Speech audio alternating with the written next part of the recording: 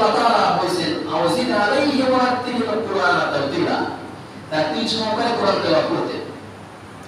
ইন্না সানুলকি আলাইকা কওলান সাকিলা, আর আপনার উপরে কোরআন আমি অবতীর্ণ করেছি আপনার কষ্টের জন্য নয়, সাকিলা সাকিলা, আপনার উপরে কোরআন অবতীর্ণ করেছি রহমতের জন্য, বরকতের জন্য, নাজাতের জন্য। কোরআনের সংস্পর্শে যারা থাকবে তাদের উপরে আল্লাহ পাক রহমত নাযিল করবেন। ইন্না সানুলকি আলাইকা কওলান সাকিলা ইন্না নাশিদাতাল লাইলি হিয়া আশাদ্দু ওয়াতআও ওয়া aqwamu কিলা। আর এই কোরআন দিয়ে কি করবেন? যখন রাত্রি হয়ে যাবে, রাত্রি হওয়ার পরে এই রাত্রির কিছু অংশ ঘুমাবার পরে তারপরে উঠবেন, উঠার পরে এই কোরআন দিয়ে যখন দাঁড়িয়ে দাঁড়িয়ে কোরআন তেলাওয়াত করবেন নামাজের মধ্যে, তখন দেখবেন আপনার মন উদার হয়ে গেছে, আপনার মনের কঠোরতা, কঠিন সংকীর্ণতা সবকিছু দূর হয়ে যাবে একমাত্র তাহাজ্জুদ নামাজ। সে আল্লাহ তাআলা বলেছেন রাসূল পাক সাল্লাল্লাহু আলাইহি ওয়াসাল্লামের সাথে যখন কোরআন অবতীর্ণ হয়েছে রাসূল পাক সাল্লাল্লাহু আলাইহি ওয়াসাল্লামের সঙ্গে, তখন সাহাবায়ে কেরামদেরকে নিয়ে তারা এরকম তাহাজ্জুদ নামাজ আদায় করতে লাগাতার প্রতিনিয়ত প্রত্যেক রাতে এরকম তাহাজ্জুদ নামাজ আদায় করতে।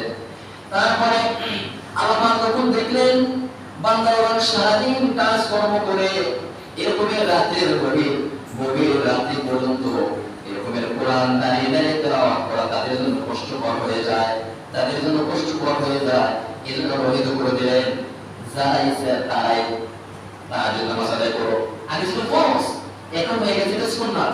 সুন্নাতের জায়গা মুআক্কাদা নয়, মুআক্কাদা তো আদায় করতে হতো।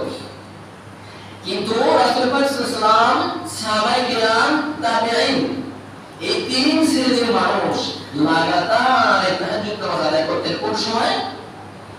একবার ঘুম দিয়ে ওঠার পরে, তারপর রাত্রিতে এশার নামাজের পরে ঘুমাবেন, ঘুমানোর পরে তারপরে উঠে এই তাহাজ্জুদ নামাজ আদায় করা, এটা হলো গুরুত্ব।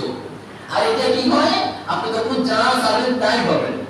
কিন্তু প্রিয় ভাই, সাথে সাথে না, সাথে সাথে না, একটু দেরি হবে। দুনিয়াতে না পারে সেটা পরকালে পাবেনই, নিশ্চিত হবে। তারপরে বর্তমান যে অবস্থাতে আমরা আছি, আমাদের অবস্থাটা এখন শোনেন। ওলামায়ে কিরাম, মুফাসসিরে কিরাম তারা গবেষণা করেছে যে কোন এই যে তাহাজ্জুদ নামাজ মানুষ আদায় করে না, এই তাহাজ্জুদ নামাজের সওয়াব